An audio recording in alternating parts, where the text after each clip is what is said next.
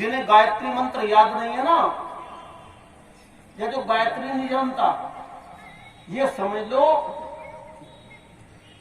उसकी हालत वैसी है उस किसान की जिसको अपनी जमीन के बारे में ये नहीं पता कि कितनी है। ये बैठे हमारे कानूगो साहब, कितने लोग आते हो, हम भी चक्कर काट देंगे 10-15 दिन से। जिस व्यक्ति को गायत्री मंत्र नहीं आता, गायत्री मंत्र आप जरीब समझिए, गट्ठा समझिए, जमीन को नापने का। एक एक इंच के लिए लोग लड़ पड़ते हैं, नहीं लड़ पड़ते हैं। और गायत्री मंत्र हमारे जीवन को नापने की जरीब है। शरीर के अंदर 24 तत्व होते हैं, 5 तत्व तो मूल है, और गायत्री मंत्र के अंदर भी 24 अक्षर होते हैं। और ये कर्म प्रदाता जो है ना, हाथ, आप इसे यहां से नापिए। अरे नहीं बहन जी, आप यहां से नापिए भुजा तक 24 उंगल बैठेगी। कोई कितना ही छोटा हो, कितना ही बड़ा हो, सबकी 24 बैठेगी। राजेश जी भोजे भी नापियो, नापना 4, 4, 8, 4 तिया 12, 4 चौक 16, 4 पन्ने 20 और 4 छः 24। कोई कितना नाटा हो, कितना छोटा, बैठेगी 24। तो ये गायत्री सबके लिए। इसके स्वरूप को मैं शाम को बताऊंगा कि किस प्रकार से 24 तत्व कौन कौन से हमारे शरीर के अंदर है, कहां कहां कौन सा देव बैठा है, और गायत्री के कौन से अक्षर के साथ में किसके ऊपर प्रभाव पड़ता है, हृदय के ऊपर किसका प्रभाव पड़ता है, अक्षर का, मस्तिष्क के ऊपर किसका प्रभाव पड़ता है। ये सब बाद की बात है। पहली बात तो आप ये समझ लीजिए, यदि आप संसार सागर से पार होना चाहते तो गायत्री माता को अपने जीवन में उतार लीजिए। गायत्री को गाइए, गायत्री को समझिए। जब आप गायत्री को समझ लेंगे तो वो आपका महामंत्र और गुरु मंत्र बन जाएगा। और आप सोते जागते उठते बैठते जब आप गायत्री में गायत्रीमय हो जाएंगे तो निश्चित रूप से आपके जीवन में भू सिद्ध हो जाएगा। क्या सिद्ध हो जाएगा जी? भू किससे प्रारंभ होता है? गायत्री मंत्र शुरू कहां से होता है? तत्सवितुर्वरेण्यम। गायत्री मंत्र कहां से शुरू होता है? तत्सवितुर्वरेण्यम भर्गो देवस्य धीमहि धियो यो न प्रचोदयात्। लेकिन 3 विहारतियां हैं, कौन कौन सी? भूर्भुवस्व, भूर्भुवस्व तत्सवितुर्वरेण्यम भर्गो देवस्य धीमहि धियो यो न प्रचोदयात्। गायत्री की नहीं 3 व्याहृति। जब आदरणीय यजमान अग्नि का आधान करता है दीपक से लेकर के, क्या कहता है? ओम भूर्भुवस्व। क्यों जी? ये कहता है ओम भूर्भुवस्व। गायत्री की 3 व्याहृतियां ले ली और सबसे पहले यजमान ने कहा भू ओम, अर्थात वह परम पिता परमात्मा सर्वरक्षक।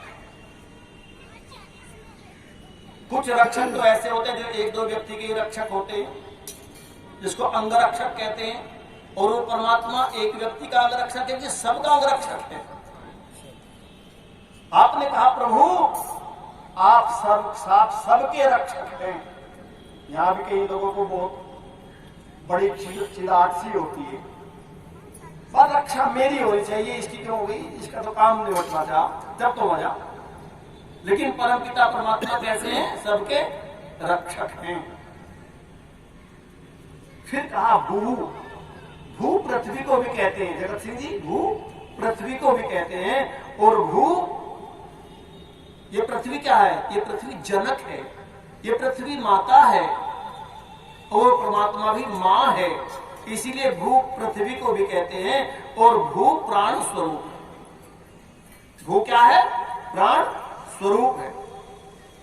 इसलिए आप देखिए भू माने प्राण स्वरूप, और वह दुखों को दूर करने वाला सुख स्वरूप, सुख स्वरूप, दुखों को दूर करने वाला, और भू अर्थात प्राण स्वरूप। समझ में नहीं आई होगी बात होगी। आप गर्दन गिला रहे हैं, कई लोग कुछ समझ भी रहे हैं, लेकिन कुछ झूठ मूठ हिला रहे हैं। लेकिन जब तक मैं नहीं समझूंगा, जब आप समझ जाएंगे तो मैं समझ जाऊंगा कि आपकी समझ में आ रहा है। अब आपकी समझ में आएगा, अब तक समझ में नहीं आ रहा। आप भू को पकड़ लीजिए। भू एक कड़ी, भुआ दूसरी सांकल की कड़ी और स्व तीसरी सांकल की कड़ी। कड़ी कब बनती है? जब जुड़ जाती है तो कड़ी बन जाती है। तो भुआ और स्व को सिद्ध करने के लिए हमें भू पर ठहरना पड़ेगा। अगर आप सुख चाहते हैं, आज मैं वैसे आपको गायत्री का बहुत याद करते हैं ना, भू अर्थात प्राण स्वरूप। अगर प्राण नहीं है तो सुख नहीं आएगा। जब प्राण जाते हैं सुख आता कि दुख? अगर हम सुख की कामना करें और प्राण की कामना ना करें तो सुख आ नहीं सकता। तो इसीलिए पहले हमें भू को सिद्ध करना पड़ेगा। यहां पर ऋषि कहते हैं कि परम पिता परमात्मा प्राण स्वरूप है। परम पिता परमात्मा क्या है? प्राण स्वरूप। जब आप कहें ना भू, भू माने पृथ्वी के भी है, भू माने जनक के भी है, भू माने प्राण, प्राण स्वरूप भी है, प्राणों का प्राण भी है। क्योंकि विषय जब होता है ना, विषय, जैसे कोई व्यक्ति किसी का पिता है, किसी का पुत्र है, किसी का बेटा है, किसी का पति है, ऐसे ही भू जब प्रकरण होता है उसके अनुसार यहां कहा वह परम पिता परमात्मा सबका जनक और प्राण स्वरूप। यदि भू को सिद्ध करना चाहते हो तो यदि हम प्राणों से सुख लेना चाहते हैं तो मैं यहां निवेदन करना चाहता हूं, हम उस प्राण को यह समझें कि सामने बैठने वाले व्यक्ति के अंदर में भी वही प्राण है, प्रकृति के एक एक अंश में भी वही प्राण है, उस पौधे में भी वही प्राण है, उस पशु और पक्षी में भी वही प्राण है। जो प्राण मेरे अंदर है, जिस प्राण को निकलते समय मुझे कष्ट होता है या जिस कोई मुझे प्रताड़ित करे तो मुझे कष्ट होता है, तो इसीलिए मैं अपने जीवन में किसी को प्रताड़ित न करूं तो भू सिद्ध हो जाएगा। अब जब कहने को चाहिए भूर्भुवः हम प्रतिदिन गायत्री मंत्र का जप करते हैं, लेकिन यदि हम प्रारंभिक करते हैं तो हम पहले ही कदम पर फेल हो जाते हैं। कितने लोग ऐसे हैं, मुझे तो सुख आए और दूसरों को आए या ना आए, लेकिन दूसरों को दुख दे करके हम सुखी होना चाहते हैं। ईमानदारी की बात बताओ, आज 90% लोगों की जो स्थिति है वो सुख की कब है? जब दूसरों को दुख आता है। तो मुझे क्या आता है? दूसरों के दुख में मैं क्या होता हूं? सुखी अपने को समझता हूं। क्या ये विश्लेषण ठीक है? ये सारी स्वप्न की बात है, ये हकीकत नहीं है। यदि हम दूसरों को दुखी हुआ देख करके सुख समझते हैं कि मुझे सुख आ रहा है, मेरे विरोधी को थोड़ा सा कष्ट हो जाए, मेरे विरोधी को, जिसको मैं विरोधी मानता हूं, यदि उसको कष्ट हो जाए तो मैं क्या होऊंगा? मजा आ गया भाई, ठीक है, रहा बैठ गया, तो अपने आप को मुझे सुख आ गया ना। बहुत गलत बात है, बहुत गलत बात है। अर्थात वो तो परमात्मा की व्यवस्था है, उसे सुख आ रहा है कि दुख आ रहा है, मैं अपने अंदर से मन वचन कर्म से कभी ये विचार न करूं कि उसको दुख आए। जब मेरे जीवन के अंदर ये शब्द का भाव उतरना और क्रियान्वित होना आरंभ हो जाएगा तो उस समय मेरे जीवन में भू सिद्ध हो जाएगा। रविंद्र जी, मैं आपको कष्ट न दूं, मैं किसी भी प्राणी को कष्ट न दूं, मैं प्रकृति के किसी परमात्मा के बनाए हुए प्रकृति में ऐसी विकृति पैदा न करूं जो प्राण स्वरूप है, उसका उपयोग तो करूं लेकिन उनको नष्ट न करूं। जब मेरे अंदर ये उतर जाएगा, मेरी क्रियाओं में उतर जाएगा, तो बोलो सुख आएगा कि नहीं आएगा? अपने आप सुख आना प्रारंभ हो जाएगा। भू के कारण, भू और भुआ जो सुख स्वरूप है उस परमपिता परमात्मा का तब आपको सुख के रूप में अनुभव होने लगेगा। किससे होगा? क्रिया से होगा, क्रिया योग से होगा। एक क्रिया योग होता ना, हमने तो क्रिया योग को बिल्कुल बंद कर लिया। हम तो मर्जी के मालिक है, जो हमको बढ़िया लगे तो वो ठीक, और जो हमको बढ़िया नहीं लगे तो वो गलत, चाहे वो बढ़िया भी हो, चाहे वो अनुशासन की बात भी कह रही है, बहन जी ठीक कह रही है बात, लेकिन मुझे नहीं बढ़िया लग रही है तो बिल्कुल खत्म। इसका मतलब ये थोड़ा ना होता, जो सार्वभौमिक है, जो सार्वकालिक है, जो सबको सुख देने वाला, सर्वेषां अनुकूलनीयं सुखम, जिस प्रक्रिया से, जिस शब्द से सबको सुख की प्राप्ति होती हो, भू शब्द से सबको सुख की प्राप्ति होती है। भू शब्द से, प्राण से सबको फसल सूख जाए, पानी डाल दो, प्राण आ जाता है, हरी हो जाती है। व्यक्ति का प्राण एक जगह कहीं ठहर जाओ, दर्द होना प्रारंभ हो जाता है, श्वास में दिक्कत हो, कठिनाई होने लगती है। तो भू यदि हमारा सिद्ध हो गया तो भू के सिद्ध होते ही, जैसे कोई दमे का व्यक्ति है, उसे श्वास की कीमत का पता है, और जिस दिन उसका भू शुद्ध सिद्ध हो जाएगा तो अगले क्षण दवाई देती है, सुख आ जाएगी, नहीं आ जाएगा। इसीलिए वह परमपिता परमात्मा प्राणों का प्राण और सुख स्वरूप है। लेकिन सुख स्वरूप तब है वो जब हम भू से जुड़े हुए। यदि हम सुख चाहते हैं तो हमें भू से जुड़ना पड़ेगा। यदि हम भुआ को अपने जीवन में उतारना चाहते हैं तो हमें किससे जुड़ना पड़ेगा? भू से जुड़ना पड़ेगा, और फिर भुआ से जुड़ना पड़ेगा। ऑटोमेटिक जुड़ ही जाएंगे।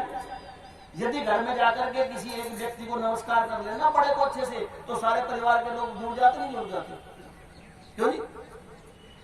किसी लता की जड़ में पानी डाल दो अच्छे से, तो उसके फल फूल पत्ते सारे प्रफुल्लित हो जाते कि नहीं हो जाते?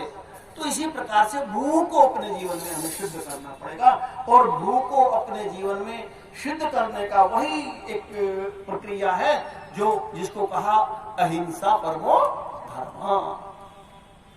या उसमें सत्य हमारे योग दर्शन में कहा सत्य प्रतिष्ठायाम सन्निधौ अहिंसा प्रतिष्ठायाम सन्निधौ वैर त्यागा। अहिंसा प्रतिष्ठायाम सन्निधौ वैर त्यागा। अहिंसा की प्रतिष्ठा, जिसके जीवन में भू सिद्ध हो जाएगा उसके जीवन में अहिंसा आ जाएगी, वो हिंसक नहीं रहेगा। और जब व्यक्ति हिंसक नहीं रहेगा तो वो सुख स्वरूप हो जाएगा, उसके अंदर सुख आ जाएगा। मैं और मेरे की भावना न रह करके मैं और तू और मैं, हम सब लोगों में ईश्वर के दर्शन करना प्रारंभ कर देंगे। फिर हम ताक झांक बंद कर देंगे, और जब ताक झांक बंद हो जाती है तो सुख आ जाता है। दुख कब तक है? जब तक ताक झांक है। ताक झांक मतलब यथार्थ को नहीं पता। तो मैंने आपसे निवेदन किया, ये यज्ञ का पहला भाग ही भू से शुरू होता है, और जैसे अग्नि प्रज्वलित होती है, लोगों बोलो सबको सुख आता कि नहीं आता?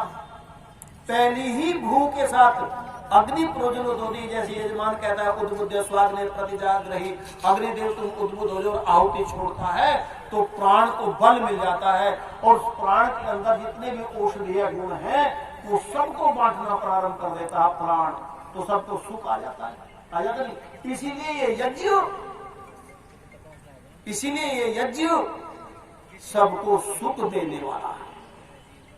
ये अग्नि के साथ रासायनिक क्रिया होकर करके पदार्थ सबको सुख देने वाला है। इसीलिए वो मेरा परम पिता परमात्मा प्राणों का प्राण है। इसीलिए हम सब प्राणियों से प्रेम करें, और सब प्राणियों से प्रेम करके उसके प्राण के संवर्धन के लिए यज्ञ का कार्य भी जरूर करें, जिससे सृष्टि में प्राणवायु पवित्र हो और उस प्राण का भाग सब ले सके और सब सुखी रहे। इस प्रकार से आपके जीवन में भू सिद्ध हो जाएगा। केवल भू भू कहने से बात नहीं बनेगी, इन्हीं शब्दों के साथ